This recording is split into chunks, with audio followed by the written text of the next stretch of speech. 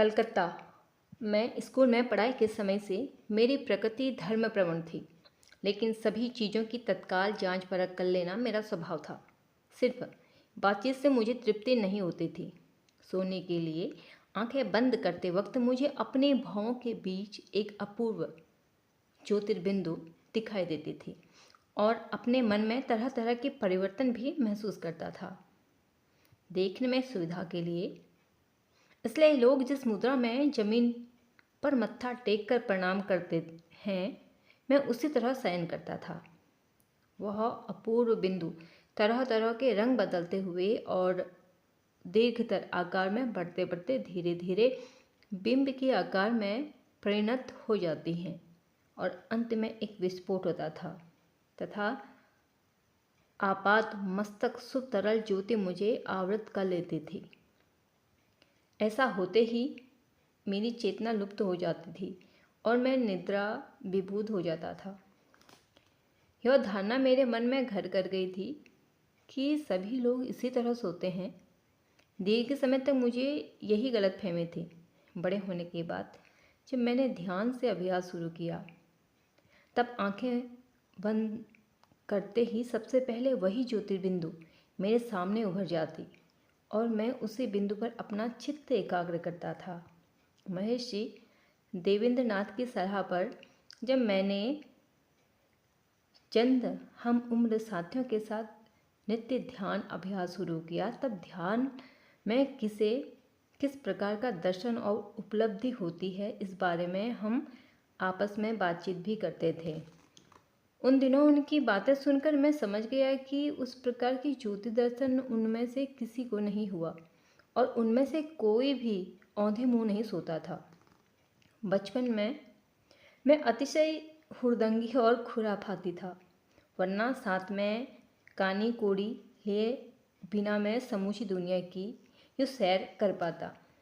जब मैं स्कूल में पढ़ता था, तभी एक रात कमरे का दरवाज़ा बंद करके ध्यान करते करते एकदम तल्लीन हो गया। कितनी देर तक मैं उस तरह बेसुध ध्यान में लीन बता नहीं सकता। ध्यान शेष हुआ, फिर भी उसी मुद्रा में बैठा रहा। ऐसे में कमरे की दक्षिण दीवार भेदकर एक ज्योतिर्मयी मूर्ति प्रकट हुई और मेरे सामने आ खड़ी हुई। उनके चेहरे पर अद्भुत क्रांति झलक रही थी, फिर भी मानो कोई भाव ना हो। महाशांत सन्यासी मूर्ति, मुंडित मस्तक, हाथ में दंड और कमंडलू। कुछ देर वे मेरी तरफ एकटक देखते रहे। उस समय उनके चेहरे पर ऐसा भाव था मानो वे मुझसे कुछ कहना चाहते हो। मैं भी अवाक दृष्टि से उनका चेहरा देखता रहा, उन्हें निहारता रहा। अगले ही पल मन मानो किसी खौफ से भर उठा। मैंने जल्दी से दरवाज़ा खोला और कमरे से बाहर निकल आया। बाद में खेद हुआ कि मूर्खों की तरह डरकर मैं भाग क्यों खड़ा हुआ। वे शायद मुझसे कुछ कहते, लेकिन उस रात के बाद उस मूर्ति के कभी दर्शन नहीं हुए। कई बार मेरे मन ने कहा कि अगर दोबारा उस मूर्ति के दर्शन हुए तो मैं डरूंगा नहीं, उनसे बातें करूंगा। लेकिन फिर कभी वह मूर्ति नज़र नहीं आई। मैंने बहुत सोचा, मगर कोई कूल किनारा नहीं मिला। अब मुझे लगता है कि उस रात मैंने भगवान बुद्ध के दर्शन किए थे। बचपन से ही जब भी कहीं कोई व्यक्ति, वस्तु या जगह देखता, मुझे ऐसा लगता था जैसे मैंने वह सब पहले भी कहीं देखा है, लेकिन लाख कोशिशों के बाद भी याद नहीं पड़ता था कि कहाँ देखा है। कहीं अपने मित्रों से किसी विषय पर बातचीत करते हुए अचानक ही कोई मित्र कोई ऐसा जमूला बोल जाता था जिसे सुनकर मुझे लगता था कि इसी कमरे में इन्हीं सब लोगों से पहले भी मेरी बातचीत हुई है और उस वक्त भी इस व्यक्ति ने यही वाक्य कहा था। लेकिन दिमाग पर काफ़ी जोर देने के बाद भी यह तय नहीं कर पाता था कि इसकी वजह क्या है। बाद में पुनर्जन्म की जानकारी प्राप्त हुई तो मुझे यह ख्याल आया कि ये सब घटनाएं शायद मेरे पिछले जन्म में घटी थी और वही सब सांसारिक स्मृतियाँ कभी कभी इस जन्म में भी मेरे मन में ताक झाँक करती रहती हैं। लेकिन उसके बाद भी यह समझ में आया कि इन सब अनुभवों की ऐसी व्याख्या व्यक्ति संगत नहीं है। अब लगता है कि इस जन्म में मुझे जिन जिन लोगों या विषयों से परिचित होना था, उन्हें अपने जन्म से पहले ही चित्र परंपरा मुताबिक मैंने किसी तरह देख लिया था, और इस धरती पर भूमि पृष्ठ होने के बाद वही सब स्मृतियाँ समय समय पर मेरे मन में झांकने लगती थी। एंट्रेंस की परीक्षा के 2-3 दिन पहले की बात है। मैंने देखा कि ज्योमेट्री में मैंने कुछ भी नहीं पढ़ा सीखा है। तब मैं रात भर जाग कर पढ़ता रहा और 24 घंटों के अंदर मैंने ज्योमेट्री की किताब के 4 खंड पढ़ डाले और याद भी कर लिया।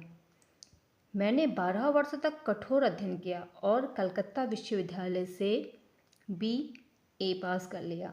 छात्र जीवन में ही ऐसी आदत पड़ गई थी कि किसी भी लेखक की कृति की पंक्ति न पढ़ने के बावजूद भी मैं मतलब समझ लेता था। हर पैराग्राफ की पहली और अंतिम पंक्ति पढ़कर मैं उसका भाव समझ लेता था। यह आदत जब धीरे धीरे और बढ़ गई तब पैराग्राफ पढ़ने की भी ज़रूरत नहीं होती थी। हर पृष्ठ की पहली और अंतिम पंक्ति पढ़कर ही सारा कुछ समझ लेता था। जहाँ कहीं कोई विषय समझाने के लिए लेखक 4-5 या अधिक पृष्ठों में विस्तार से बताता था, वहाँ शुरू के कुछ के बातों पढ़कर मैं पूरा विषय समझा लेता था। यौवन में पदार्पण करने के हर रात बिस्तर पर लेटते ही मेरी नज़रों के सामने 2 दृश्य उभर आते थे। एक दृश्य मैं देखता था कि मैंने असीर धन, जन संपदा और ऐश्वर्य अर्जित कर लिया है। दुनिया में जिन लोगों को धनी आदमी कहते हैं, मैंने उनमें शीर्ष स्थान प्राप्त कर लिया। मुझे लगता था कि मुझ में सच ही धनी आदमी बनने की जैसी कोई ताकत मौजूद है। अगले ही पल मैं देखता था कि दुनिया की तमाम चीज़ें त्याग कर एकमात्र प्रभु इच्छा पर निर्भर करते हुए कोपिनधारी मैं अपने मन मर्जी का भोजन करता हूँ और किसी पेड़ तले रात गुजारता हूँ। मुझे ऐसा महसूस होता था कि अगर मैं चाहूँ तो इसी तरह ऋषि मुनियों जैसा जीवन व्यतीत करने में समर्थ हूँ। इस प्रकार 2-2 ढंग का जीवन यापन करने की छवि मेरी कल्पना में उदित होती थी और अंत में दूसरी वाली छवि मेरे मन पर अधिकार कर लेती थी।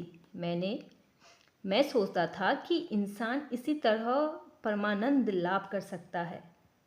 मैं भी ऐसा ही बनूंगा। उस वक्त इस जीवन के सुखों के बारे में सोचते सोचते मैं ईश्वर आराधना में निमग्न हो जाता था और सो जाता था। आश्चर्य की बात यह है कि ऐसा अनुभव मुझे काफ़ी दिनों तक होता रहा। यह झूठ बोलने जैसा होगा, यह सोचकर मैंने लड़कों को कभी जूं जूं का भय नहीं दिखाया और अपने घर में किसी को ऐसा काम करते हुए देखता तो उसे काफ़ी डांटता था। अंग्रेजी पढ़ने और ब्रह्म समाज में आने जाने के कारण मेरी वाणी की निष्ठा काफ़ी बढ़ गई थी। वर्तमान यानी कि 19वीं शताब्दी युग के प्रारंभ में बहुत लोगों ने यह आशंका जाहिर की थी कि इस बार धर्म का ध्वंस होना अवश्य भावी है। वैज्ञानिक गवेषणाओं के तीर आघात से पुराने कुसंस्कार चीनी मिट्टी के बर्तनों की तरह चूर चूर होते जा रहे थे। जो लोग धर्म को केवल मतवाद और अर्थ शून्य कार्य समझ रहे थे, वे लोग की कर्तव्य विमूढ़ होकर पकड़े रहने जैसा उन लोगों को कुछ भी नहीं मिल रहा था। एक वक्त तो ऐसा भी लगा कि जड़वाद और अज्ञेयवाद की उतार तरंगे राह में आई हुई सभी चीज़ें, सारा कुछ अपने तेज प्रवाह में बहा ले जाएगी। बचपन की उम्र में इस नास्तिकता का प्रभाव मुझ पर भी पड़ा था और एक वक्त ऐसा भी आया जब मुझे लगा कि मुझे भी धर्म का सारा आसरा भरोसा त्याग देना होगा। लेकिन शुक्र है कि मैंने ईसाई, मुसलमान, बौद्ध वगैरह धर्मों का अध्ययन किया और यह देखकर चकित रह गया कि हमारा धर्म जिन सब मूल तत्वों की शिक्षा देता है, अन्याय धर्म हूबहू वही शिक्षा देता है।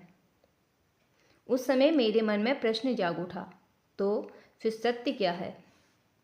जब मैं बालक था, इसी कलकत्ता शहर में सत्य की खोज में मैं यहाँ वहाँ घूमता था और लंबे लंबे भाषण सुनकर मैं वक्ता से सवाल करता था, आपने क्या ईश्वर के दर्शन किए हैं? ईश्वर दर्शन के सवाल पर बहुतेरे वक्ता चौंक उठते थे। एकमात्र श्री रामकृष्ण परमहंस ने ही मुझे जवाब दिया था, मैंने ईश्वर दर्शन किए हैं। सिर्फ इतना ही नहीं, उन्होंने यह भी कहा था, मैं तुम्हें भी उनके दर्शन लाभ की राह दिखा दूंगा।